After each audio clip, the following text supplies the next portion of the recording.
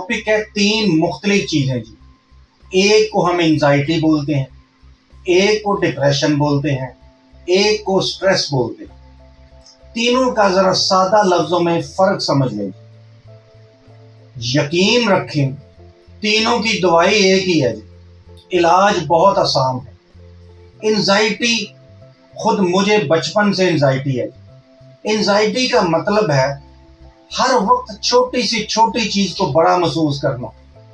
یہ بل کیسے جمع کراؤں گا، یہ پاسپورٹ کیسے بناؤں گا، لائنوں میں کیسے لگوں گا، مالی مسائل کا کیا ہوگا.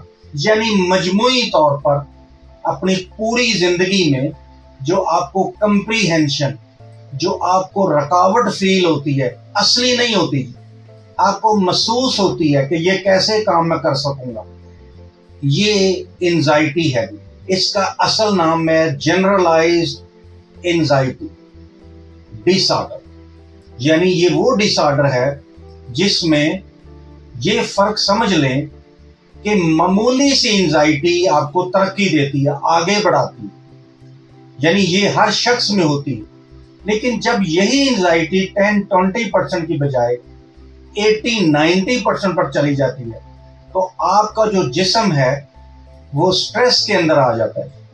یعنی وہ جو فنکشن کر رہا ہے وہ کم کرنا شروع ہو جاتا ہے.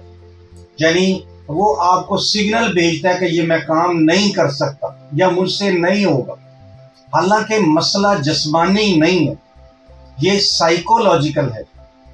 دوسری بات پکی سمجھ لیں، اگر کوئی شخص یہ کہتا ہے کہ میں کاؤنسلنگ سے، باتوں سے، نصیحتوں سے انزائٹی، سٹریس یا ڈپریشن سے نکل جاؤں گا، تو یہ سب سے بڑا جھوٹ ہے. ایک ہیپی وائٹامن، ایک نیورو ٹرانسمیٹر یہاں سے کم ہو جاتا ہے. یہ ذہن کی تکلیف نہیں ہے جی، یہ مینٹل ڈس آرڈر اوریجنل نہیں ہے جی، آرگینک نہیں ہے جی، یہ قابل علاج ہے. معمولی سی دوائی، انتہائی سستی دوائی سے ٹھیک ہونے والا ہے. Number 2، depression.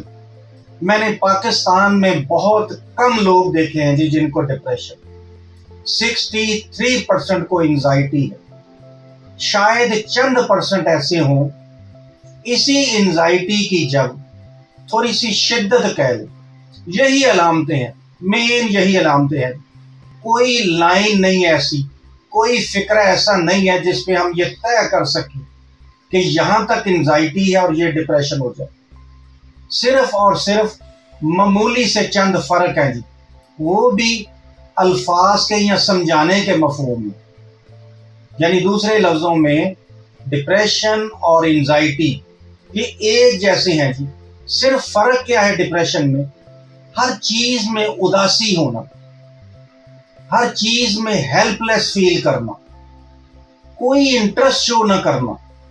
یعنی کچھ لوگوں کو کھیلوں کا شوق ہے، کچھ کو کوئی شوق ہے، تو ایسے لوگ کسی بھی شوق یا ایکٹیویٹی میں حصہ نہیں لیتے، ان کو اچھا نہیں لگتا. میجارٹی لوگوں کو اب سیر کرنے لے جائیں تو ان کو اچھا لگتا ہے.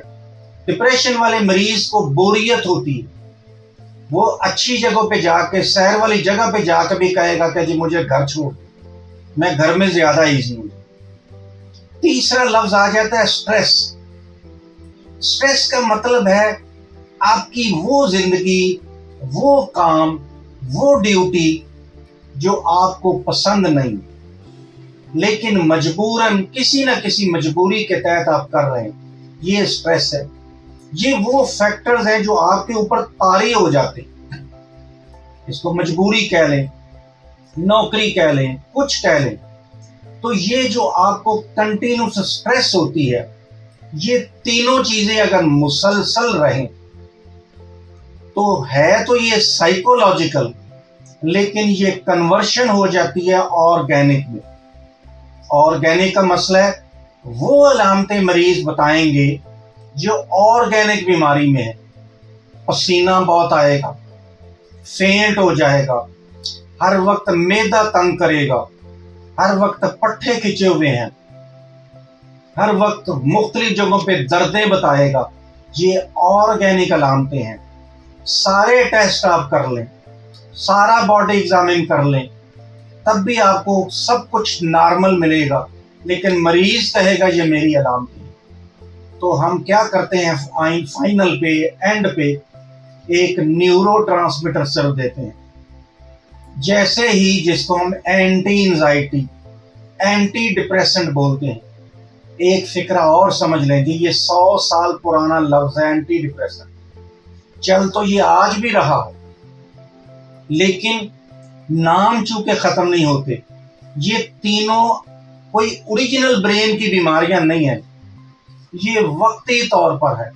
سمجھانے کے لیے اگر ہم یہ کہیں کہ نفسیاتی بیماری ہے جی، تو عورتیں گھر جا کے کہتی ہیں مجھے تو ڈاکٹر خود نفسیاتی لگتا ہے۔